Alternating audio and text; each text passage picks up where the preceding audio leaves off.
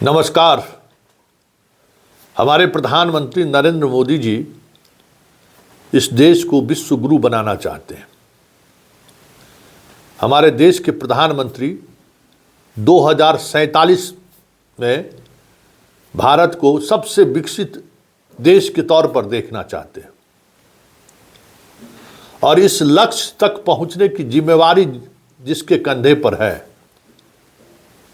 उसका क्या हाल है, जरा इसकी एक वानगी हम आपको दिखाएंगे। हम तो समझते थे कि नीतीश कुमार जो है सो इस तरीके की बहाली की है, ऐसे ऐसे शिक्षक बहाल किए हैं। ये तो पूरा हिंदी पट्टी का हाल ही एक ही जैसा है। यहां तो हर साख पर उल्लू बैठा है, अंजाम गुलिस्ता क्या होगा सोच लीजिए।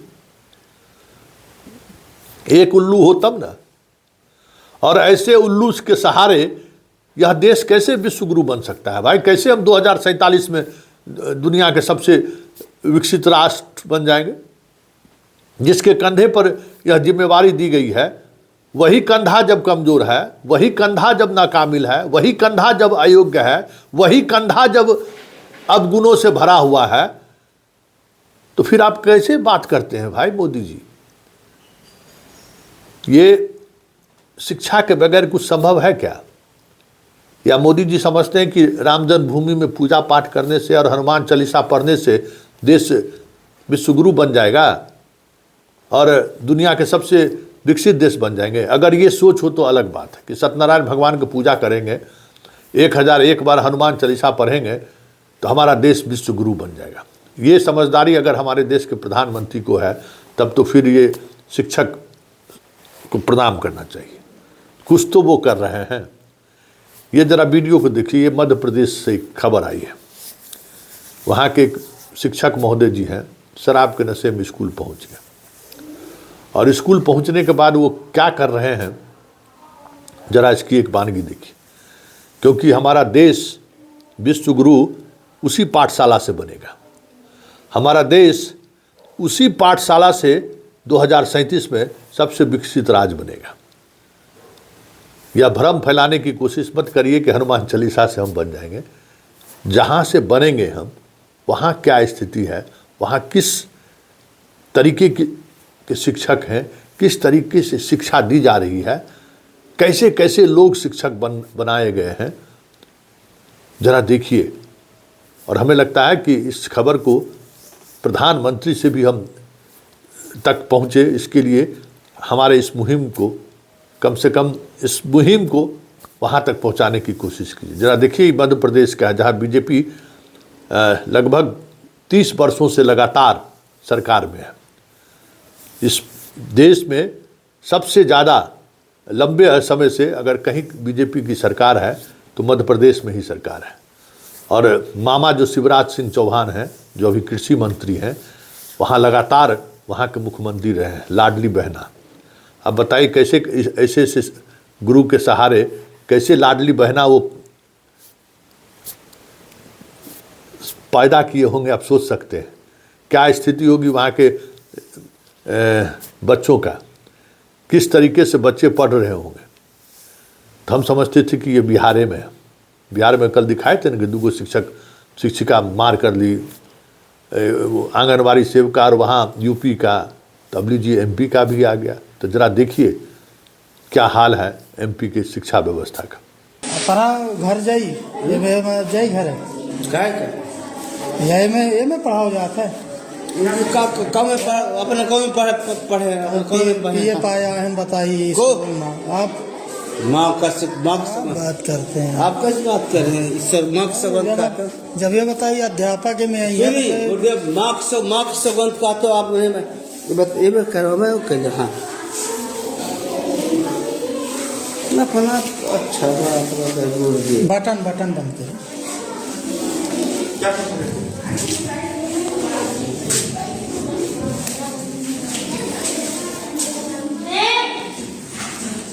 कि ये साला नहीं रहा तो मैं क्या करूँ बताइए? तुम बताइए। मैं काल व्यवहार नहीं गया, इसलिए काल बता उठते और बता उठते हूँ। बता उसको सुना मैंने कहीं लड़का डॉक्टर कि बहुत सड़ो का जी कुछ में बाप बाप खोएगा तो ऐसे मिला दूंगा। कालो खैर तहसीलदार कह रहा है कि माँ बाप मर गए तो मैं ये तहसीलदार एटीएम के सब क्या जो गलत बोलते बहुत सारी वजह में तो क्या बात बोलते हो, झल्लू गलत बोलते हो, इधर उधर। पंडित जी सही बोलूँ ना, मैं काल 500 रुपये किसको? तो बीएलओ क्या करेगा, प्राण नहीं दे मर जाए।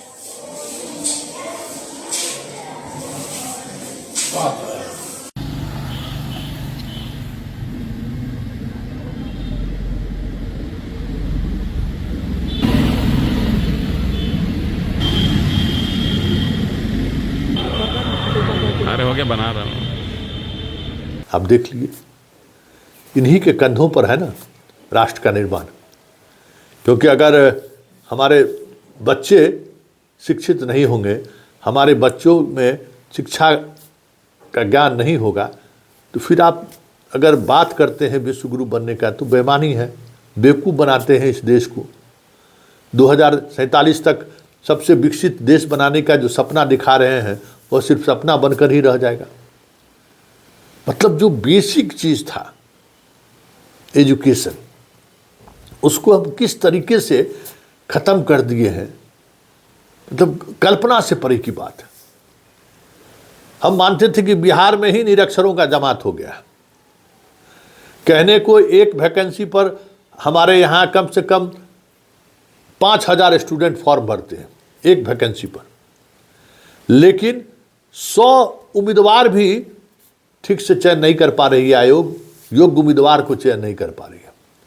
दरोगा, सिपाही, बीडीओ, सीओ, डीएसपी, एसडीओ धड़ल्ले से बनाए जा रहे हैं। और उनसे बात करिए तो प्राथमिक विद्यालय के शिक्षक कितना भी, उस दौर के शिक्षक कितना भी योग्यता इन लोगों को नहीं है। आज पूरी जो एफिशिएंसी खत्म हो रही है लोअर ब्यूरोक्रेसी का, क्या वजह है? पूरी एफिशिएंसी। आप मतलब रीड है ना जी, ब्यूरोक्रेसी रीड है, और वो भी लोअर ब्यूरोक्रेसी तो और बड़ा रीड है। लेकिन आप देख लीजिए कैसे कैसे लोग आपके यहाँ थानेदार हैं, कैसे कैसे लोग बीडीओ सीओ आपके यहाँ हैं। इंग्लिश तो छोड़ दीजिए, हिंदी भी ठीक से नहीं लिख पाता है ये लोग, ऐसे ऐसे लोग बन गए। क्यों? कि जहाँ से ये बीज अंकुरित होता है, जहाँ से ये बीज बड़ा होना शुरू करता है, उसी में अगर मान लीजिए कि कोई नमक डाल दे, कोई एसिड डाल दे, तो बीज बीमारी न पैदा लेगा, पेड़ पैदा करेगा।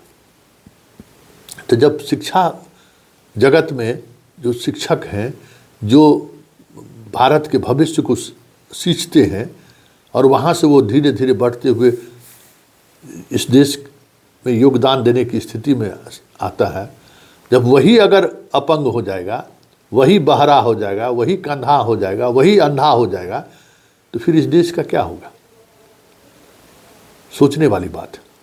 और ये सोचने वाली बात है कि इस तरीके से अगर शिक्षा को हम नज़रअंदाज करेंगे तो इस देश को फिर से गुलाम होने में और इस देश को ख़त्म होने में ज़्यादा दिन वक्त नहीं लगेगा।